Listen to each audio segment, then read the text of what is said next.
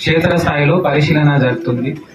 మీ అందరికీ మా పేరు ఉంది, చాలా సంతోషం, లేదంటే మా పేర్లు రాలేదు అట్లా మీరు అనుకున్నా కూడా దయచేసి జాబితా ఇక్కడ పోవట్లేదు. జాబితా మన ఈ గ్రామ పంచాయతీ ఆఫీస్ లో కూడా పెట్టడం జరిగింది. అందరికీ చదివి దీనికోసమే వినిపించాము. ఎందుకంటే కొన్ని పథకాల్లో ఎట్లా ఉంటదంటే మీ సేవలో దరఖాస్తు పెడతారు, అది అయిందా లేదా మీరు ప్రజావాణిలో మా దగ్గరకి వచ్చి అడుగుతారు. అందుకే అర్హత గల వాళ్ళందరికీ జాబితా బహిరంగ అందరి ముందట గ్రామ సభలో ఆ ఉద్దేశంతోనే పెట్టడం జరిగింది. ఏది అనుమానాలు లేకుండా పారదర్శకంగా అందరి ముందర పెడితే అందరికీ తెలిసిపోతుంది వాడికి ఈ లాభాలు వస్తున్నాయని. అందుకే ఇది ఇట్లా ఉంది. ఇప్పుడు 4 చూసామంటే క్షేత్రస్థాయిలో ఎవరైనా గోడౌన్లు కట్టి లేదంటే ఇంకా వేరే ఏదో కమర్షియల్ నడిపిస్తున్నారు, వ్యవసాయం అక్కడ చేయటం లేదు, లేదా వ్యవసాయం కాని యోగ్యం కాని భూమి ఉంటే అట్లా గుర్తించడం జరిగింది. అది అందరూ గ్రామస్తులు ఒప్పుకుంటారు, అసలు వాళ్ళు అది దాంట్లో వ్యవసాయానికి యోగ్యం కాదది, వాళ్ళు చేయటం లేదు, ఉట్టిగా డబ్బులు వస్తున్నాయి. అది అట్లాంటివి ఇప్పుడు మన అందరి సమక్షంలో ఆ వివరాలు పెట్టేసి మనం వాళ్ళకి హోల్డ్ లో పెట్టేస్తాము. ఒకవేళ వాళ్ళు కూడా మళ్ళీ వ్యవసాయం చేస్తే వాళ్ళకి కూడా అర్హత ఉంటది, ఎవరికి ఇబ్బంది లేదు. రెండో విషయం, ఒక 5-6 సంవత్సరాల నుంచి మీ సేవలో దరఖాస్తు పెట్టినవి లాగిన్ లో ఉన్నాయి. మీరు కూడా మాకు అడిగారు ఇది మాది ఎప్పుడైతుంది. ఇప్పుడు ఒక మాది చూపిస్తుంది, మా కొడుకుల పేర్లు రాలేదు, రేషన్ కార్డుకి ఎక్కలేదు, అట్లాంటివి ఏదైతే ఉన్నాయో అది మొత్తం జాబితా. ఈ సంవత్సరాది ఆవేదన ఆవేశం ఇప్పుడు నిండి ఉంది.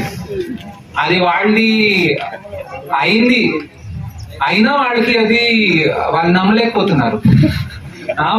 అమ్మ మీకు వచ్చేసింది రేషన్ కార్డులో నీ పేరు ఎక్కుతుందని కూడా వాళ్ళు నమ్మలేక అది ఆవేదన చెప్పాలని అనుకుంటారు. నో ప్రాబ్లం, ఇక్కడనే ఉన్నారు అందరూ. కానీ జరిగింది మీరు అర్థం చేసుకుంటే మీకు స్పష్టమైపోతుంది. ఎవరైనా మీ సేవలో దరఖాస్తు పెట్టినారో వాళ్ళది పెండింగ్ ఉండిపోయిందో అది మొత్తం ఇప్పుడు క్లియర్ అయిపోయింది. ఎవరికైనా అర్హత ఉందో వాళ్ళని మొత్తం జాబితా ఇప్పుడు అయిపోయింది. ఇంకా 2 విషయం ఏం చేశారంటే, ఇప్పుడు మన ఇంటింటికి సర్వే జరిగింది, అప్పుడు రేషన్ కార్డ్ మాకు లేదు అని మన దృష్టిలో వచ్చేస్తే ముందుగానే వచ్చి మళ్ళీ మీ సేవ పోయి దరఖాస్తు పెట్టు అట్లా కాకుండా వాళ్ళని కూడా ఆటోమేటిక్ గా మీరు దరఖాస్తు పెట్టకుండానే కూడా మీది ఆల్రెడీ మీరు రేషన్ కార్డ్ లేదని నమోదు చేయించారు కాబట్టి మీది కూడా జాబితాలో పేరు వచ్చేసింది. కాబట్టి మీరు మా పేరు లేదు అట్లా చెప్పే ముందు మీ పేర్లు వచ్చి ఉంటాయి జాబితాలో. ఒకవేళ రాలేదు, ఇంకా ఎవరైనా మిగిలి ఉంటే కూడా ఎవరు కంగారు పడాల్సిన అవసరం లేదు. మాకు స్పష్టమైన ఆదేశాలు ఉన్నాయి. చివరి దాకా ఎవరైనా అర్హతలు ఉన్నవాళ్ళు ఉన్నారు, ప్రతి ఒక్కరు కవర్ అయ్యే విధంగా ఇది చేస్తాం, ఈ ప్రక్రియ చేస్తాం. కాబట్టి ఇది ఎవరు కూడా ఇది మాకు రాలేదట్లా అనుకోవద్దు. ఎవరికైనా అర్హత ఉందో ఖచ్చితంగా వాళ్ళకి ఇది వచ్చేస్తుంది. ఈ 2 జాబితాలు ఏదైతే ఉన్నాయో మా అంచనా ఏముందంటే 99% మొత్తం ఆల్రెడీ క్లియర్ అయి ఉంటాయి. ఎవరైనా ఆ సమయానికి ఊర్లో లేరు, లేదంటే వేరే ఊర్లో పోయారు, లేదా దరఖాస్తులే పెట్టలేదు, అట్లాంటి వాళ్ళే మిగులుతారు. వాళ్ళకి ఇప్పుడు కూడా అవకాశం ఉంది, మీరు పేర్లు రాపించుకోండి, మేము అది బరాబర్గా నోట్ చేసి మళ్ళీ తిరిగి అది పరిశీలన చేపిస్తాం. ఇంకొక విషయం, ఇప్పుడు ఊర్లో చూస్తే చాలా మంది గుడిసెల్లో ఉంటారు, అంటే తాటాకులు కప్పుకొని మట్టి గోడలు అట్లాంటివి ఇంట్లో ఉంటారు. కొంతమంది అయితే ఈ మన సిమెంట్ గోడలు ఉంటాయి, రేకులు కొట్టేసి ఇంట్లో కూడా ఉంటారు. సో ఇప్పుడు మన ఈ జాబితా ఏదైతే ఉందో మనకి ప్రతి సంవత్సరం కొన్ని ఇండ్లు కేటాయింపు వచ్చేస్తూ ఉంటాయి. సో ఈ జాబితాలో మనము ఇచ్చేస్తూ పోతాము. సో ఎవరు కూడా మాకు రాలేదు అట్లా ఏం అనుకోవద్దు. అందరికీ అర్హత ఉన్న వాడికి గుర్తించాము, వాడికి జాబితా తయారైంది, మనకి క్రమం వారీగా వాడికి ఇచ్చేస్తూ పోవడం ఉంటుంది, రైట్. సో ఇది ఎవరైనా అనుకుంటున్నారు దట్ మా పేర్లు అసలు రాలేదు, నో ప్రాబ్లం.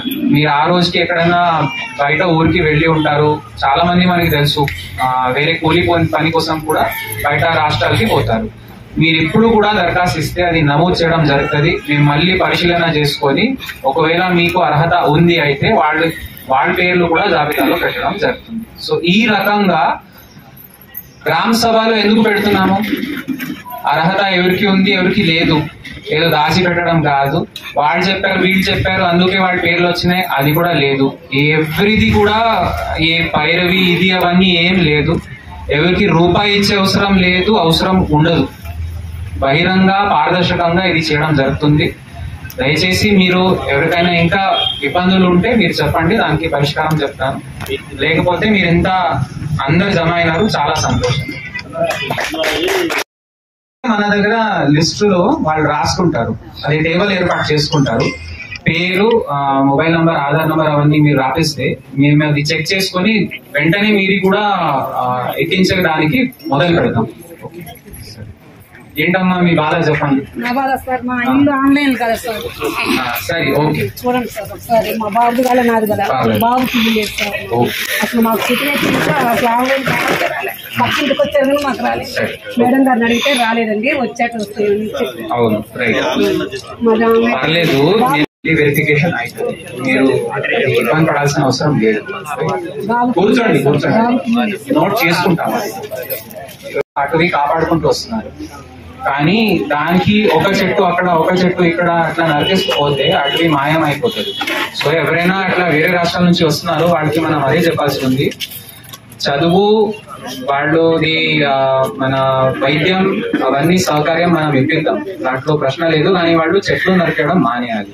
ఇది అందరూ వాళ్ళకి ఒప్పించాల్సి ఉంది. లేకపోతే చూస్తూ మొత్తం అది మీ తాత ముత్తాత కాపాడన అటవీ మొత్తం మాయనం అయిపోతుంది. రైట్. సో వాళ్ళకి ఏ రకంగా చదువు కోసం ఏర్పాట్లు చేయాలో దాని మీద మేము ప్లాన్ చేస్తున్నాము, అది కూడా ఖచ్చితంగా పరిష్కారం చేస్తాం.